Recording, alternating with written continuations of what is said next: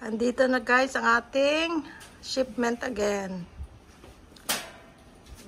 7 box ito ngayon.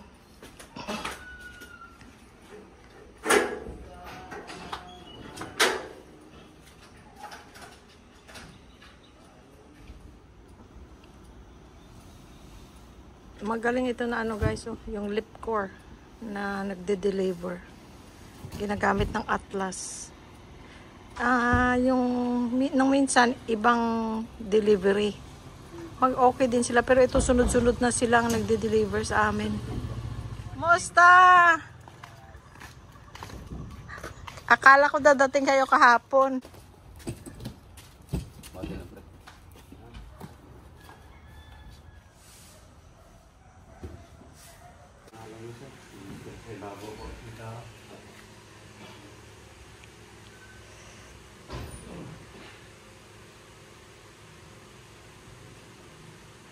Dito na guys mga box. Ngayon problema na naman ang pag-segregate ng maipamigay, mga ikikip, tapos ang paglalagay sa mga lalagyan. Meron pa naman akong space. Salamat sa Diyos. Kahit maliit lang bahay namin, marami namang paglalagyan.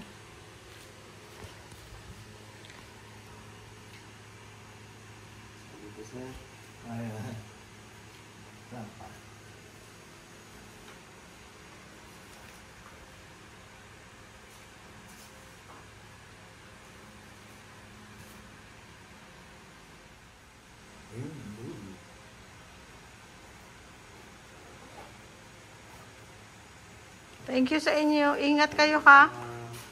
Asan na si ano? Asan si Ano nga pangalan? Mark? Mark. Asan? Mark!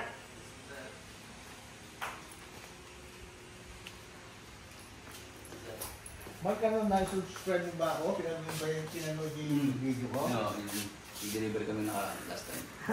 Napanood mo? Pero sinubscribe mo? Sticker lang sir. Sinubscribe mo ako ha? May sticker na siya? Wala pa po. Ito bago. Ito. Ito Mark. Kahapon yung ginawa ko. Para sa ano? Para Inilagay ko na lang sa ref. Thank you para po. merienda nyo. Salamat po. Ha? Oo. Oh. Thank you po. God bless po. God bless, Mark. God bless din Oh, ingat kayo ha. Salamat po. Okay. Ingat kayo. Thank you. Okay, bye-bye. Bye. Ingat kayo ha.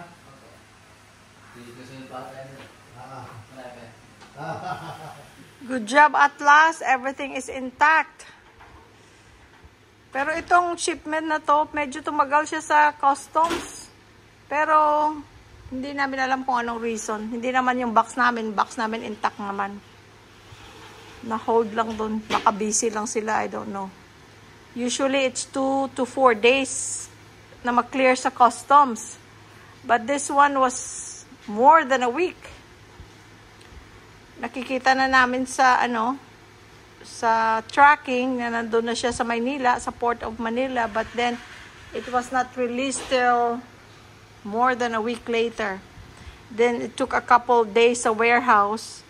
Tapos kahapon sabi dadating na, pero ginabi na daw sila, kaya ngayon lang sila dumating ng maaga. Good job Atlas, good job. Thank you Rene Alconga. At saka yung box ng Atlas, matibay. Yung dalawang brown na yon na box, yon. Hindi yan Atlas.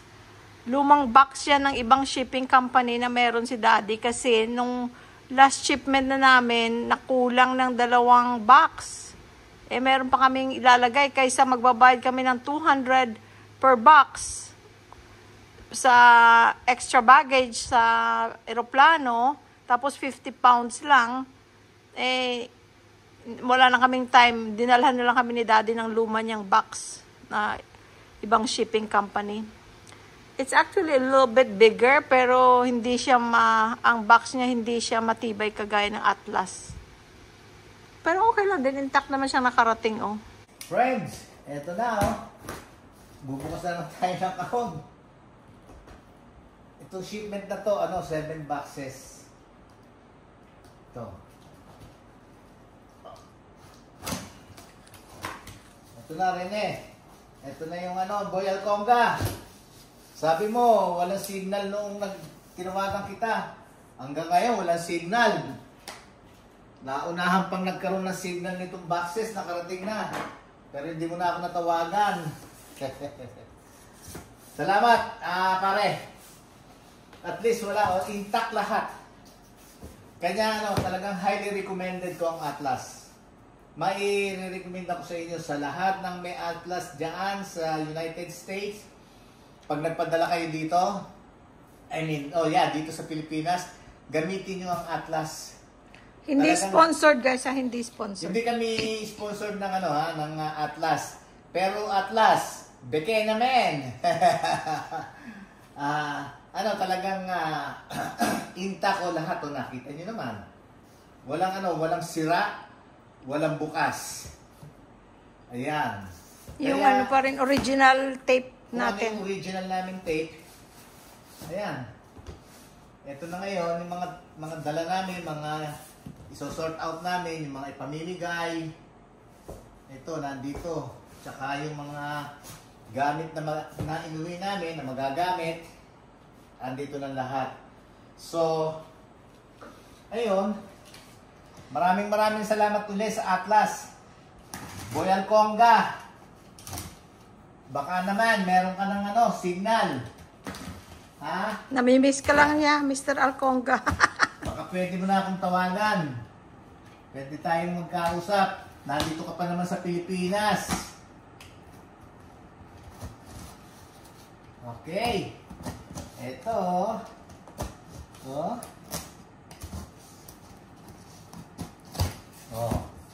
Intact. Walang bawas. Ano tong na to? Ito pa na yung natin, yung plastic. Ay, salamat sa Diyos. Yung saran wrap.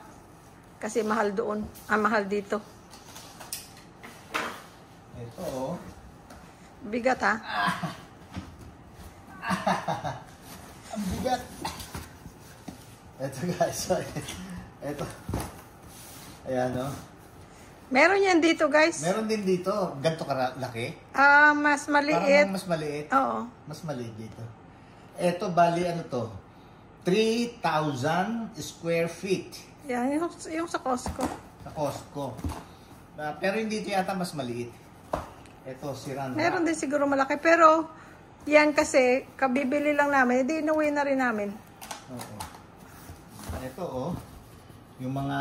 Yun, vitamins. Nasaan? Ayun. Mga vitamins. Ayan. Meron yan din dito, guys. Mahal lang. Yung Bango, Move Free. Amoy America? Hindi, ang bango nga, Ayan, Mga sapatos. Mga na rin to, mga giveaway sa mga kamag-anak. At saka, yung mga gamit namin. Okay. Yung karamihan din gamit namin. So, thank you, Lord, na dumating na. Amen. Kaya, instead na bibili pa kami dito, inuwi na lang namin. Yung mga nga pala mag-returning residents dito sa atin, mag-inquire kayo sa embassy. Baka merong mga privileges silang binibigay sa mga returning residents. Baka merong isang free container, Kaya lang, wala rin kami, maiuwi namin yung mga couch, pero hindi na namin ginawa. Tapos appliances nga, 110. So, hindi na namin ginawa yon.